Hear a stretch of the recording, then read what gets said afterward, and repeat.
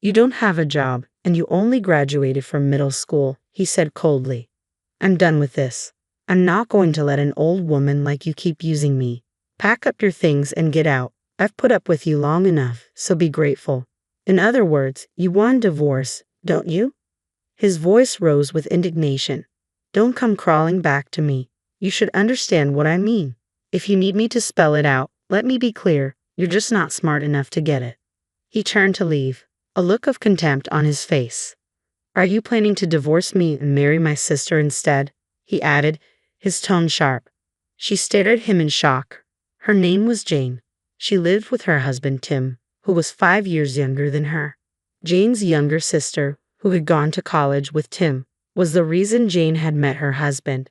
Jane and Tim had 2 children, both of whom were now grown and had families of their own.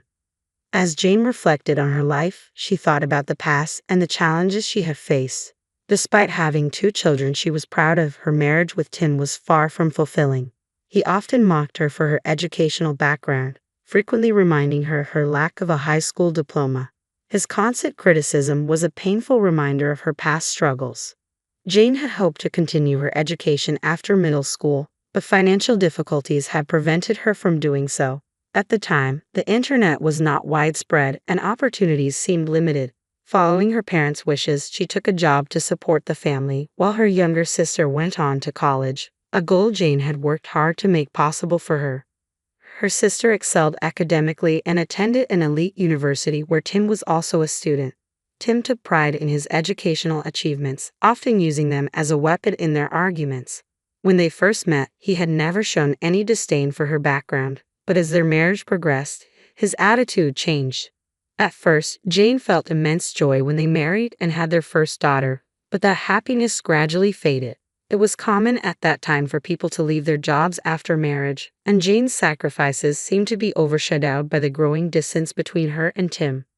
I had planned to quit my job to focus on our child, but my husband was adamant that I continue working full-time while also managing the house and raising our child. When our first son was born, he quit his job, expecting me to take on all the household chores and childcare responsibilities. I had hoped that with him at home, I could become a housewife and concentrate on our home duties. However, he did nothing to help. I was left juggling housework and childcare alone with no support from him. I thought at least if he wasn't contributing at home, he could at least bring in some income. The thought of raising 2 children on my own was overwhelming, and financial worries were mounting. 6 months after he quit his job, I suggested it was time for him to find work. Hey, it's time for you to get a job, I said. His response was dismissive. Who do you think you're talking to? You're the only one here. It's been 6 months. Are you going to stay unemployed? You think you can just tell me what to do? Oh, not again, he scoffed. Unlike you, who only graduated from junior high school, I'm someone greater. I'm sure you'll get your final goal soon. If I want a job, I'll get one. And you don't get to dictate what job I should take. I'm capable of choosing my own path, he continued, his tone condescending. Well, then pick a job, I challenged. I can't, he admitted. There's no job I want to do. Despite his prestigious university degree and academic prowess, he was utterly incapable of earning a living. His degree, while impressive, seemed to be nothing more than a decoration if he wasn't going to use it to contribute to our family. Then at least do something for the family, I pleaded. He was infuriatingly dismissive. What kind of idiot do you take me for? It's ridiculous to expect me to do that. It's you who gave birth to the children, so you should be grateful. I've stayed in this marriage for years due to the circumstances of our time. Back then, divorce carried a heavy stigma. In our generation, people would stab you in the back if you divorced. And it wasn't just the mother who faced backlash. The children became targets for unwanted rumors as well. I never wanted that for them. But now, with my children grown up, I feel it's finally time to cut ties with him. As I approach retirement, the idea of a divorce feels like a fresh start. Just thinking about it makes my future seem brighter. I've been studying for my high school equivalency exam in my spare time. With the kids out of the house, I've had more time to focus on my studies, and I'm proud to say that I passed the exam. I hadn't shared this news with my husband. I know he would just make fun of me. Recently, I received an acceptance letter. My sister called me to check in. Hey, how's it going? I'm on my way over. You're home, right? Yes, I'm home, I replied. Okay, I'm at the station. I'll be there in about 10 minutes. Before I could respond, she hung up. True to her word, she arrived 10 minutes later. What's wrong? How's your husband? She asked. We're divorced, I said simply. What? When? It was about 6 months ago. I didn't realize I hadn't mentioned it. I said, by the way, do you have an extra room in your house? No, we don't, she replied. Yes, you do. The kids are all grown up. Yes, but we keep their rooms available in case they want to visit, she explained. The guest room is empty though. Well, I'll stay in the guest room then. Okay, I'll start living here from today. Wait a minute, isn't that a bit sudden? No, it's not. I've already got your permission, she said. That's right, I added. I told her to come over if she needed help. At that moment, my husband walked in from the convenience store. Why did you decide this without discussing it with me? He asked, looking puzzled. It's strange, I said. Your sister is in trouble. You should help her. You know, this is why people with only a middle school education can be so clueless, he retorted. Judy's always been like this. Even though I can't stand her sometimes, she's still family. It makes me bitter, but I can't deny that. After that, Judy moved in with us. I was the only one working in the household while Judy and Tim did nothing all day. If you're going to stay at someone's place, you should at least contribute. Why isn't Tim doing anything or contributing? I asked. Oh, Jen, Judy said dismissively. You must have had a hard time after graduating from middle school. You're just obsessed with money. I was shocked when I saw Judy and Tim starting to go out together. What troubled me the most was their behavior toward each other. They acted as if they were lovers. I couldn't believe they were oblivious to how it looked, but it seemed that they were, or worse, they simply didn't care. I knew I needed to get to the bottom of this. It wouldn't be surprising if they were in a relationship, given their lack of common sense. I hired an investigator, and a week later, the results confirmed my suspicions. They were indeed having an affair. When I shared this news with my children, they supported my decision to get a divorce. With their backing, I felt a sense of resolve and no longer had any regrets. I decided to wait for the right moment to proceed with the divorce. During their absence, I began working toward a law degree. It all started when I was a janitor at a law firm. One day, an employee shared that he had passed the bar exam at the age of 69. I was deeply inspired by his determination and thought that if someone in their 70s could achieve such a feat, I could challenge myself too. As I approached retirement, I came home to find Tim and Judy with peculiar smiles on their faces. I need to talk to you, I said. What's up? Tim asked. You retired today, right? Judy said. That means you're unemployed now. How are you planning to support yourself? You don't have a job and only have a middle school education.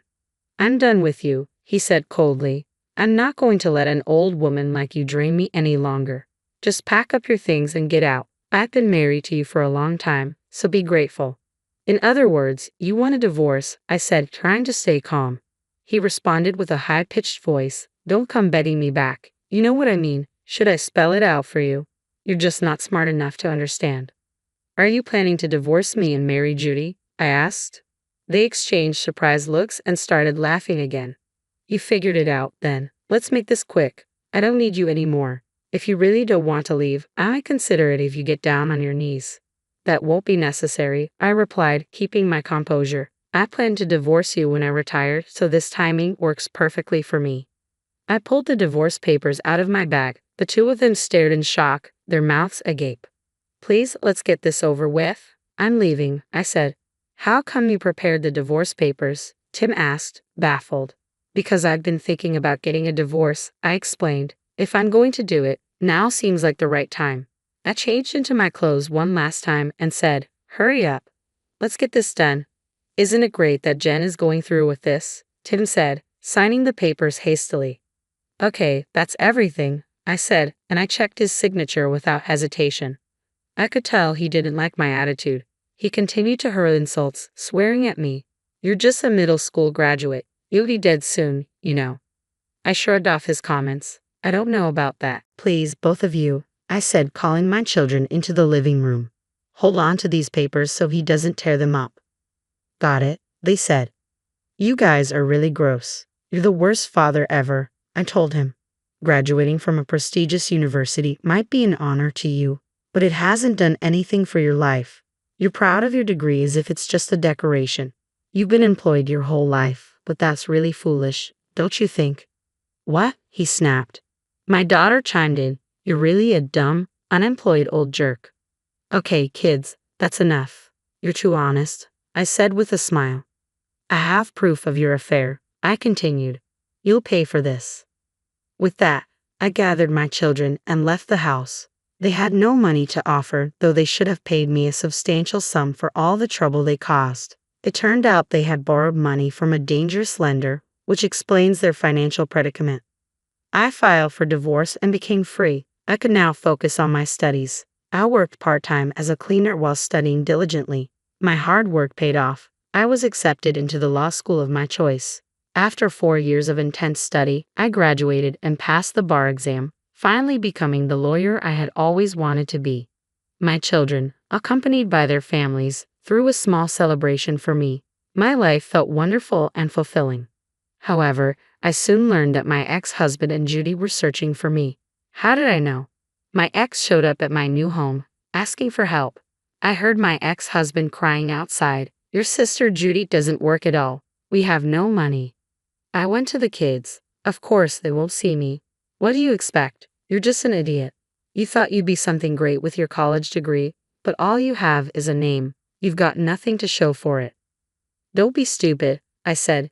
You're just trying to get on my good side. You're only a middle school graduate, and you're not even close to my level. Actually, I added, I just passed the bar exam. But anyway, if I fail, I'll be at the same level as him. Now you're asking for money from someone you used to mock. It's hilarious. Why do you live in such a nice place? He asked. I do because of my job, I replied. You work? He was puzzled. Yes, I do. I used to be a janitor at a law firm, I explained. Are you a private cleaner? He asked. Yeah, I said. I clean my own desk. What are you talking about? He stammered. I opened the door and showed him my lawyer badge. His expression froze. If you don't stop bothering me, you'll find yourself in court, I warned him. Then I closed the door firmly. After that, my ex-husband never bothered me again. Judy tried once, but I told her the same thing, and she never came back. Both of them, with their only qualification being their education, will likely continue to fall apart without any real effort. They seem destined to stay on their downward path. If you don't give up, anything is possible. Hard work pays off, and I'm glad my children fully support me. I hope I have a fulfilling life. Thank you for watching to the end. Please subscribe to our channel if you enjoyed this video. See you in the next one.